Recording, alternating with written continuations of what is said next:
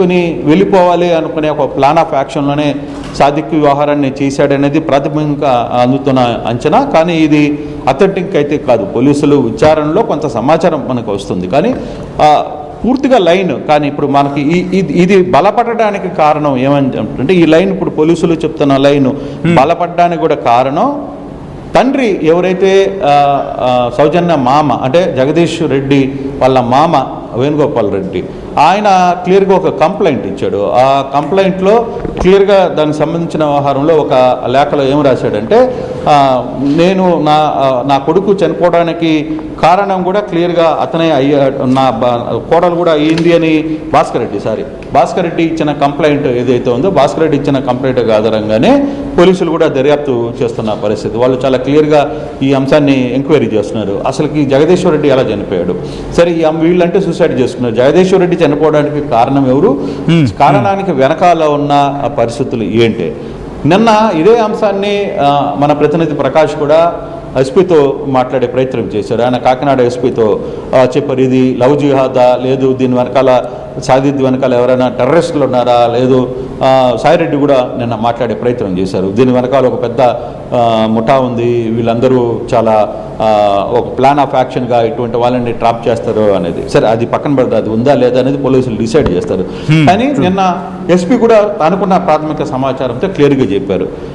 ఇవన్నీ కూడా జస్ట్ మనం అనుకుంటున్న ఊహాగానాలు, లేదు వాళ్ళు ఇచ్చిన పరిధిని బట్టి మనం ఎంక్వైరీలో కానీ ఎఫ్ఐఆర్లో కూడా కొంత రాశాం. అంటే ఎఫ్ఐఆర్లో కూడా దాన్ని నోట్ చేశారు చాలా క్లియర్గా. ఎఫ్ఐఆర్లో ఏం చేశారు, ముస్లిం భావాలకు సంబంధించిన లేదు ఆ ప్రాంతాన్ని వాళ్ళ మతాచారాలని ఫాలో కావాలని చెప్పి మమ్మల్ని వేధిస్తున్నాడు అనే అవన్నీ కూడా ఆయన కంప్లైంట్లో రాశారు. అంటే ఆయన ఏం చెప్తున్నారు, ఫిర్యాదు ఎవరిదైనా ఒక ఫిర్యాదు వచ్చినప్పుడు ఆ ఫిర్యాదులు ఏమున్నాయో ఆ ఫిర్యాదుల మేరగానే కంప్లైంట్ కూడా రెడీ అవుతుంది. దాన్ని బట్టి అది జరిగిందని మనం చెప్పలేం, అది ఇన్వెస్టిగేషన్లో మేము తేల్చాలి. అంటే ఇప్పుడు ఇన్వెస్టిగేషన్లో తేల్చాల్సింది ఇప్పుడు ఆల్రెడీ అతన్ని సాదిక్ని ఇన్వెస్టిగేషన్కి తీసుకుంటున్నప్పుడు కస్టడీకి తీసుకుంటున్నారు. కస్టడీలో తీసుకునే టైంకి ఈ సాయంత్రానికి బహుశా కస్టడీకి ఇస్తారనేది ఒక సమాచారం అందుతోంది. 5 రోజులు కస్టడీ పిటిషన్ అయితే వేశారు. దాని మీద కూడా ఈరోజు ఒక డెసిషన్ వచ్చేయచ్చు. అయితే ఈ లోపల సాదిక్ని మీరట్లో అరెస్ట్ చేసి పోలీసులు తీసుకుని రావడం. అయితే సాదిక్ ఎందుకు పారిపోయాడు అంటే, ఒకసారిగా వీళ్ళు చనిపోయాడు, తర్వాత అక్కడ అతనికి సంబంధం ఉంది, ఈ వ్యవహారంలో ఆ మహిళని వాడుకున్నాడు, ఆ మహిళని చేత ఆస్తులు రాయించుకునే ప్రయత్నం చేశాడు. ఇవన్నీ జరిగిన తర్వాత తన చుట్టుకి ఖచ్చితంగా తన జుట్టు పట్టుకుంటారు పోలీసులు తన్నే అని అనుకునే నేపథ్యంలోనే అతను ఒక లాయర్ దగ్గరికి వెళ్ళి సలహా కోరాడు. ఇది నా పరిస్థితి అంటే అతను పారిపోమన్న నేపథ్యంలోనే అతను పారిపోయాడు. మొత్తం మీద చాలా తెలివిగా, అక్కడ కూడా చాలా తెలివిగా, అంటే సాదిక్ చాలా ప్లాన్డ్గానే వీళ్ళని ట్రాప్ చేశాడు. వీళ్ళ స్థితిగతులు, వీళ్ళ పరిస్థితులు అన్నీ తెలుసుకుని ఆస్తి కోసం డబ్బులు మనం తీసుకుంటే తర్వాత తనకు నచ్చిన అమ్మాయితో వెళ్ళిపోవచ్చు, నన్ను అడిగేవాడు ఎవడు లేడు, ఆస్తులంతా కూడా నా మీద కదా ఉన్నాయి అనే ఒక ఆలోచన ఉన్నట్టుగా బహుశా అనిపిస్తుంది. అంటే ఇప్పుడు వరకు మనకు అంతున్న సంవత్సరం. కానీ ఈ ఓవరాల్ ఎపిసోడ్ మాత్రం కొంత సౌజన్య రోల్ మీద కూడా కొంత తిరుగుతోంది. ఎందుకు అసలు జగదీశ్వర్ రెడ్డి చనిపోవడానికి గల కారణాలు ఏంటి? ఏదైతే భాస్కర్ రెడ్డి సొంత మామగారు చాలా క్లియర్గా ఒక కంప్లైంట్ ఇచ్చారు, నా భర్త తన కొడుకు చనిపోవడం వెనకాల తన కోడలు రోల్ కూడా ఉంది అనేది నాకు అనిపిస్తోంది, మీరు దీని మీద విచారణ చేయాలని. ఆ దిశగానే ఇప్పుడు విచారణ కూడా జరుగుతుంది. దాంట్లో కూడా కొంత క్లారిటీ కనబడుతుంది. సాదిక్ సూసైడ్ సైనైడ్ని కొనుక్కొని రావడం, అది వీళ్ళకి ఇచ్చిన వీళ్ళ ద్వారా ప్రోటీన్లో కలిపి ఇచ్చారు అనేది చెప్పడం, అది స్లో పాయిజన్గా పనిచేస్తుంది. ఆ విధంగా పనిచేస్తున్న టైంలో తర్వాత అతను అనారోగ్యానికి గురి కావడం, అతను హాస్పిటల్ అడ్మిట్ కావడం, తర్వాత అక్కడ చనిపోవడం, ఇవన్నీ కూడా వరుసగా జరుగుతున్న కథనాలు. అయితే ఈ కేసుని ఇన్వెస్టిగేషన్లో ఎలా వెళ్తుంది అంటే, ఎక్కడో కొంత ఇప్పుడు ఈ కేసులో మతాల మధ్య చిచ్చుపెట్టే పరిస్థితి తయారైంది. కొందరు మతాల్ని చేస్తున్నారు, లేదు కొన్ని ఒక సంబంధించిన వాళ్ళు లేదు ఇంకో దాని ఒకరి మీద ఒకరు ఆరోపణలు చేసుకునే పరిస్థితి ఇవంతా కూడా ఇప్పుడు కాకినాడలో అదొక పెద్ద టెన్షన్ అయింది.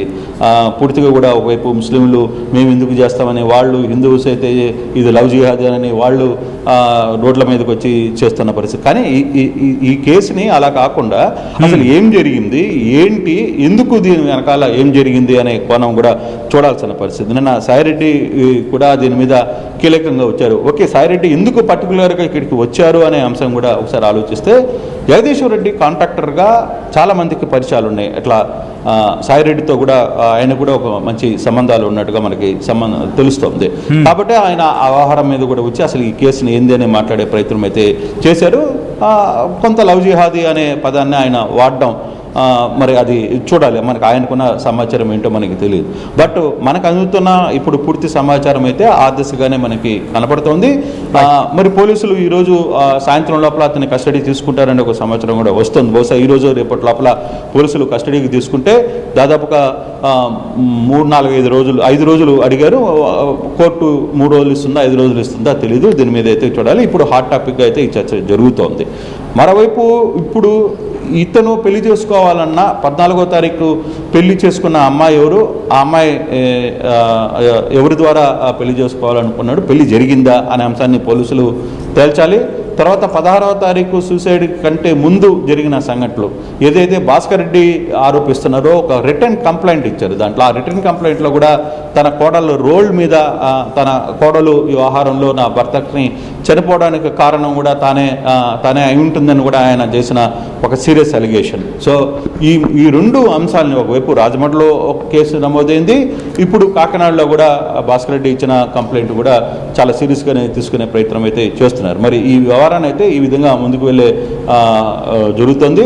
ఫర్దర్గా ఏం జరగబోతుందో చూడాలి. ఈ కేసు అయితే ఇప్పటికీ చాలా కొత్త కోణాలు అయితే వస్తున్నాయి. 14వ తారీఖు జరిగిన ఇష్యూస్లో అసలు ఆ రోజు గొడవ జరగడం వల్లనే ఆ రోజు ఒకరినొకరు మాట్లాడుకోవడం, తర్వాత ఆ రోజు ఆమె మీద దాడి చేయడం, ఆ దాడిని తట్టుకోలేక ఆమె తన తండ్రికి వెళ్ళి మొత్తం జరిగిన విషయాన్ని చెప్పడం, తండ్రి ఇంత సమాజంలో మనకి ఇంత పేరుండి ఇట్లాంటి పనుల వల్ల అందరికీ చెడ్డ పేరు వస్తుందని చెప్పుకునే ప్రయత్నం చేయడం, ఆ తర్వాత సూసైడ్ జరిగింది. సో ఇవన్నీ అంశాలని ఏ విధంగా ఉంటాయనేది చూడాలి. బహుశా ఈరోజు కస్టడీకి తీసుకున్న తర్వాత మరిన్ని విషయాలు పోలీసుల నుంచి వచ్చే అవకాశం అయితే చాలా స్పష్టంగా కనపడుతుంది. సత్యం. Right Krishnamohan, thanks for the update. Interesting development చోటు చేసుకుంటోంది. ఇంట్రెస్టింగ్ డెవలప్మెంట్స్ కాదు, షాకింగ్ ట్విస్టులు కూడా చోటు చేసుకుంటున్నాయి ఈ నూకరాజు కుటుంబం బల్వన్ మరణం కేసులో. అవును, నూకరాజు ఫ్యామిలీ మృతి కేసులో బిగ్ ట్విస్ట్ చోటు చేసుకుంది. ఆస్తి కోసమే నూకరాజు ఫ్యామిలీకి దూరం అయ్యాడు అంటున్నాడు. అవును, ఆస్తి కోసమే నూకరాజు ఫ్యామిలీకి దగ్గర అయ్యాడు సాదిక్ అనేది వినిపిస్తున్నమాట. సౌజన్యను ట్రాప్ చేసి ఆస్తి చేజెక్కించుకునే ప్లాన్ చేశాడా? ఇది అక్కడ వినిపిస్తున్న బిగ్గెస్ట్ ఇంట్రెస్టింగ్ పాయింట్. విజువల్స్ మీరు చూస్తున్నారు. నూకరాజు అండ్ జగదీష్ రెడ్డి, సౌజన్య, షేక్ సాదిక్. ఒక్కసారిగా ఈ కుటుంబం కథ వింటుంటేనే, వీళ్ళ స్టోరీ వింటూ ఉంటేనే షాకింగ్ అనిపిస్తూ ఉంటుంది.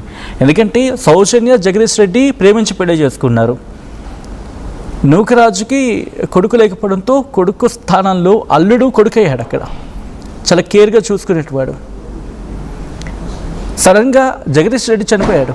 జగదీష్ రెడ్డి చనిపోవడానికి కారణం సాదిక్ అని చెప్పి సౌజన్య అంటుంది.